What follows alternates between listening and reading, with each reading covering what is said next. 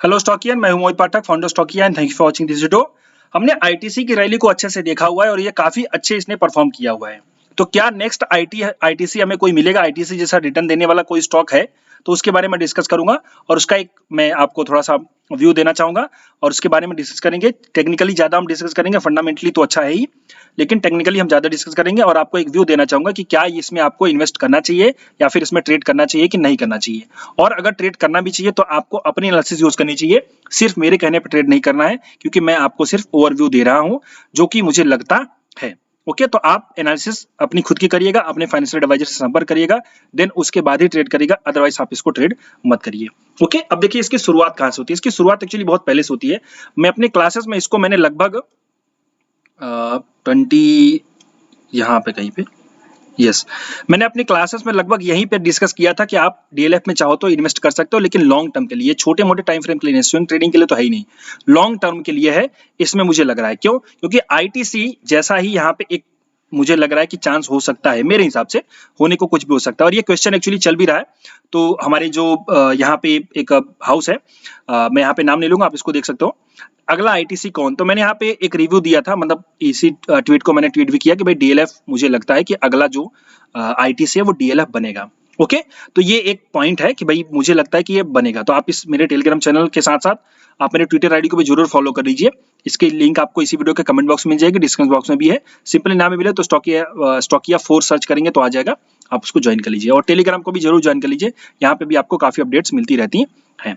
Okay, अब चलिए मैं डिस्कस कर लेता हूँ कि भाई आपको क्यों करना चाहिए। बट उसके पहले अगर आपको ये वीडियो सही लगे, अच्छा लगे तो लाइक जरूर करिएगा, अपने दोस्तों के साथ शेयर करिएगा और टेलीग्राम चैनल को आप यहाँ पे जरूर ज्वाइन करिए।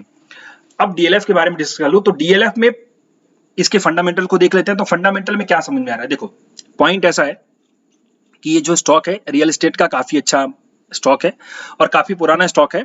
और शायद आप लोगों को नहीं पता होगा कि इसके जो फाउंडर है वो आई थिंक यूपी में रिचेस्ट पर्सन माने जाते हैं मेरे हिसाब से। मैंने जस्ट कुछ इसके पहले कहीं गूगल किया था, तो वो रिचेस्ट पर्सन है। वो अभी हो सकता है कि ऊपर नीचे कुछ हो गया हो, उनकी मार्केट कैप की वजह से कोई और बंदा आ गया हो, बट मैंने काफी पहले सर्च किया था कि वो जो है यूपी के रिचेस्ट पर्सन है, उत्तर प्रदेश के रिचेस्ट पर्सन है, एज ए यूपी, मतलब यूपी गाई होने के नाते। अब यहाँ पे देखते हैं कि इसका फंडामेंटल कैसा है। तो ईयरली पे चलते हैं, क्योंकि जो रियल एस्टेट की कंपनी है उसको आप क्वार्टरली के देखने का कोई मतलब नहीं है, क्योंकि कोई कोई क्वार्टर अच्छा होता है, कोई कोई क्वार्टर खराब होता है। तो उसको आप अगर एनुअली बेसिस पे देखेंगे तो आपको सही लगेगा। तो यहाँ पे देखिए पहले काफी अच्छी सेल्स होती थी, बट धीरे धीरे कंपटीशन बढ़ गया तो इनकी सेल्स जो है काफी गिर गई है। जैसे कि अब यहाँ पे देखिए सेल्स आपका सीधे सीधे डाउन हो रही है, ड्रास्टिकली डाउन हो रही है, सेल्स में काफी कमी आ रही है। ओके, चलिए सेल्स में कमी आ रही है, फिर भी बुलिश होगा, अगला आईटीसी बनेगा। यस, उसके कुछ पॉइंट्स हैं, क्योंकि अब रियल एस्टेट सेक्टर में थोड़ा सा लग रहा है कि अब थोड़ा सा बदलाव होने वाला है। एक रियल एस्टेट का साइकिल होता है, रियल एस्टेट एक साइकिलिकल बिजनेस है। तो इसमें क्या होता है कि कभी कभी कुछ सालों तक दिक्कत होती है, बट अभी जो देख रहा है कि वो मारा है, प्लस इसके बाद ये अपने बिजनेस को भी थोड़ा सा फाइंड आउट कर रहे हैं कि कहाँ पे दिक्कत है, उसको मैं थोड़ा सा उसको सोल्यूशन लाना है, ये सब चीजें। बट आप यहाँ पे भी देखिए ये आपका इनका ऑपरेटिंग प्रॉफिट, तो ऑपरेटिंग प्रॉफिट भी इनका डाउन ही है, कोई खास नहीं है। बट यहाँ पे अगर देखें तो पिछले साल से बढ़ना शुरू हो गया, जो कि 2021 में बढ़ा, फिर उसके बाद 22 में भी बढ़ा हुआ है। इस साल का रिजल्ट आएगा जो कि अच्छा ही आएगा, क्योंकि सेल्स नंबर काफी अच्छे आ रहे हैं। अगर इनके इंटरेस्ट की बात करें तो ये देखिए एक अच्छी बात आपको मिलेगी। सेल्स का डाउन है, ठीक है, लेकिन यहाँ पे देखो इन्होंने अपने प्रॉफिटेबिलिटी को थोड़ा बढ़ा दिया है। तो जो अच्छी बात इसमें लग रही है वो इंटरेस्ट है। कभी ये 1700 करोड़ का इंटरेस्ट देते थे, 2200 करोड़ का देते थे, 2300 करोड़, 2600 करोड़, 2900 करोड़ का, बाप रे बाप, 2900 करोड़ का ये लोग इंटरेस्ट देते थे। आज ये सिर्फ 625 करोड़ का इंटरेस्ट दे रहे हैं। तो ये मतलब क्या है, ये जो पैसा बच रहा है ये पैसा बैलेंस शीट में हो रहा है और इससे ये नए नए प्रोजेक्ट बना सकते हैं, जिससे और प्रॉफिटेबिलिटी आ सकता है। और आपको पता है रियल एस्टेट एक हैवी असेट बिजनेस है, यहाँ पे फंड की बहुत ज्यादा जरूरत होती है और इसमें कभी कभी कुछ दिक्कत भी आ जाती है, तो उसके लिए भी समझना पड़ता है। तो यहाँ पे पॉइंट है कि ये जो पॉइंट है ना, ये थोड़ा अच्छी बात है कि सेल्स अगर ठीक है, सेल्स नहीं भी बढ़ रही है, बट ये इस चीज को कंट्रोल कर रहे हैं और अगर सेल्स बढ़ जाएगी तो इसका बूस्ट बहुत अच्छा मिल जाएगा। ओके, तो याद रखो अगर आने वाले कुछ सालों में, 1-2 साल 3 सालों में अगर सेल्स बढ़ जाती है, मतलब रियल एस्टेट सेक्टर में बूम आ जाता है, तो डेफिनेटली यहाँ पे जो है कि काफी अच्छा परफॉर्मेंस देखने को मिलेगा। ये बात याद रखिए। इनके अगर पैट की देखें तो पैट इनका प्रॉफिट आफ्टर टैक्स जो कि अभी 1500 का यहाँ पे पड़ा हुआ है। यहाँ पे आई थिंक 2020 पे इन्होंने लॉस भी रिपोर्ट किया हुआ है, जो कि रिकवर होकर के 1500 करोड़ पे पहुंच चुका है। ये हो गया इनका फंडामेंटल की बात। और अगर नॉर्मल देखें तो रिजर्व एंड सरप्लस भी इनके पास काफी अच्छा है। ओके। और इसके बाद अगर मैं आगे चलूं तो कैश फ्लो देखें तो कैश फ्लो इनका नेगेटिव है, क्योंकि रियल एस्टेट सेक्टर है तो उतना ज्यादा दम नहीं है, बट धीरे धीरे ये सुधार हो सकता है। और अगर मैं आगे चलूं एफआईएस की होल्डिंग को देखूं तो एफआईएस होल्डिंग जो है इसमें घटी हुई है। नॉर्मल पहले ज्यादा अच्छी हुई करती थी, बट अभी जो है कि घटी हुई है। लेकिन इसमें एक पॉइंट है, जिस तरीके से इसका प्राइस एक्शन बन रहा है तो हो सकता है इसमें कोई ना कोई एक्यूमुलेट कर रहा है। मैं टेक्निकली बेसिस पे ज्यादा आपसे डिस्कस कर रहा हूँ, ये बात याद रखो। जो चीज बुरी है मैं वो भी बता रहा हूँ, जो चीज अच्छी है मैं वो भी बता रहा हूँ। तो आप इसको बायस्ड मत हो जाना, मैं कभी भी इसको बायस्ड होकर के वीडियो नहीं बना रहा हूँ। आप इसमें एनालिसिस करो, खुद की करो, आप दोनों पहलुओं को समझो, गलत क्या है सही क्या है आपको लगे तो फिर आप इन्वेस्ट करिए, अदरवाइज इन्वेस्ट मत करिए। तो मैंने गलत चीज भी दिखाई और गलत चीज बता भी रहा हूँ, यहाँ पे जो चीज सही है वो भी बता रहा हूँ। तो यहाँ पे एफआईएस निकल रहे हैं, ये गलत है। और इसके प्रमोटर जो है इनका अपना अभी कंपनी में भरोसा है, जो कि पुराना काफी बना हुआ है, और पब्लिक के पास ये 5% की होल्डिंग है, तो खैर मतलब होता नहीं पब्लिक का। सो ये इसके फंडामेंटल्स हैं। अब हम चलते हैं आगे, इनके टेक्निकल से देख लेते हैं, क्योंकि इसको देने का जो कारण है वो टेक्निकल ही है। तो टेक्निकली के लिए सबसे पहले मंथली चार्ट एनालिसिस करना चाहिए जो लोग नए हैं उनके लिए। अब यहाँ पे देखो, जैसे कि आईटीसी, एक बार पहले मैं आपको आईटीसी का चार्ट दिखाता हूं। आईटीसी, नेक्स्ट आईटीसी, लोग ऐसा बोल रहे हैं तो ये पॉइंट याद रखो। इसने भी काफी ज्यादा टाइम पास किया हुआ था, मतलब चलता ही नहीं था, मतलब ऐसा था कि ये स्टॉक चलता ही नहीं था। ओके, काफी सालों तक ऐसे ही ऊपर नीचे होता रहता था। लोग इसके ऊपर मीम बनाते थे, मीम मतलब कि मजाक उड़ाते थे इसका। लेकिन जब ये चलना शुरू हुआ तो ये फिर कंटिन्यू आपका चला हुआ है, आप इसको देख सकते हो यहाँ पे, फिर उसके बाद यहाँ पे। तो ये आईटीसी की बात हो गई, मतलब चलता नहीं था, अब चलना शुरू हुआ तो चलता ही चला गया। वैसे डीएलएफ को देखो, काफी दिनों से नहीं चल रहा है, और यही रीजन है। देखो, जब भी फंडामेंटल्स खराब होते हैं तो वो आपके प्राइस में दिख जाते हैं, आपको वहां पे एग्जिट हो जाना चाहिए। जब 2008 का लेमन ब्रदर का क्रैश था, वहां से कंटिन्यू नीचे है और अभी तक ये ऊपर नहीं जा सका है। लेकिन अब यहाँ पे मैं आपको जो एनालिसिस करना सिखाना चाहता हूँ वो आप यहाँ पे देखो। तो मैं एनालिसिस करना सिखा रहा हूँ, ना कि आपको ट्रेड दे रहा हूँ, क्या कहते हैं उसको, एडवाइजरी दे रहा हूँ।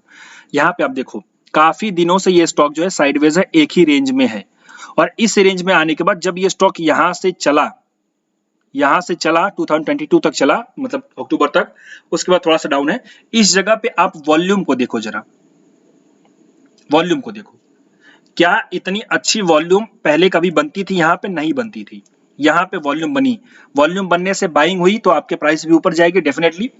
ये पॉइंट पहला है। दूसरा पॉइंट, एक रेंज देखो आप, इसमें रेंज का कैसे टूटा हुआ है। यहाँ पे रेंज, ये देखो आप रेंज, ये पहली रेंज, मैं इसको थोड़ा इस तरीके से लेना चाहूंगा। यहाँ पे पहली रेंज टूटी हुई है, यहाँ पे दूसरी रेंज अगर मैं देखूं,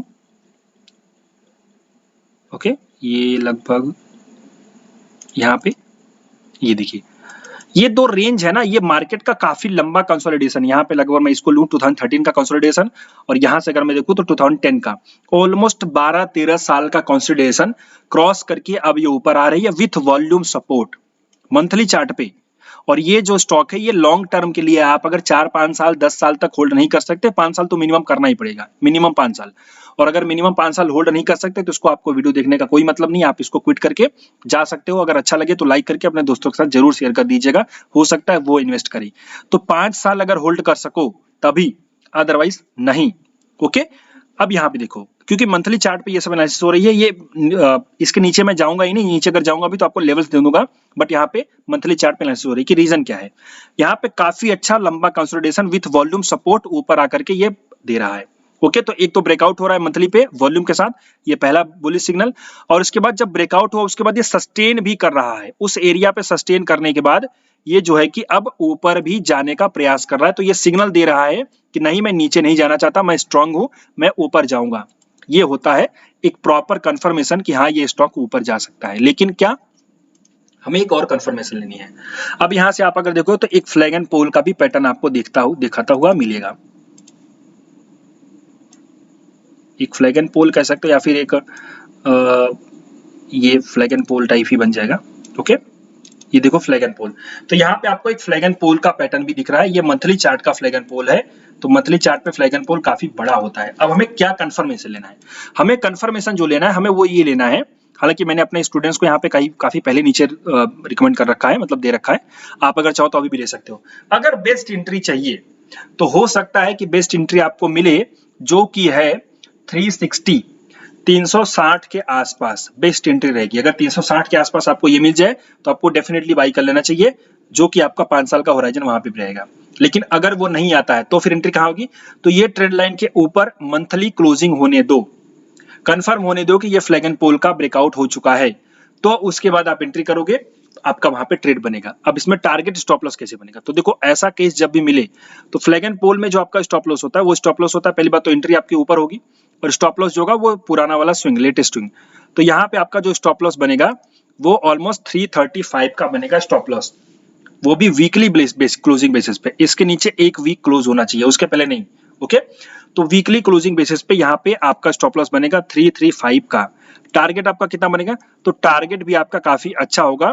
अगर मैं देखूं तो यहाँ पे 800 का टारगेट आपको लेने को मिल सकता है, लेकिन आने में इसको 5 साल लगेंगे।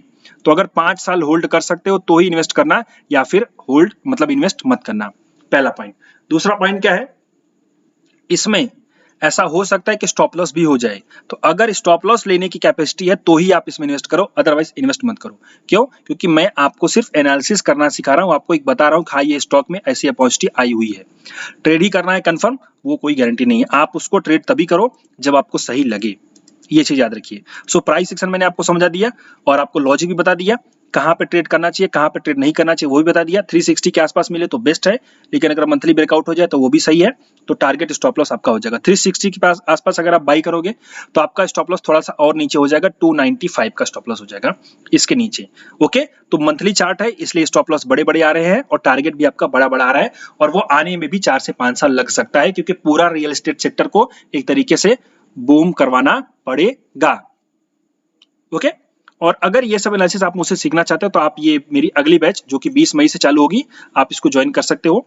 इसके लिंक आपको, अगर इसको वीडियो देखना है कि भाई क्या क्या आपको मैं सिखाऊंगा, तो यहाँ पे सिंपली ये वाला वीडियो आप देख सकते हो। 10 अप्रैल को बैच चालू हुई थी, वो 2 दिन हो चुके हैं, तो उसमें आपको एंट्री नहीं मिलेगी। नेक्स्ट बैच में आप एंट्री कर सकते हो जो कि 20 मई को चालू होगी।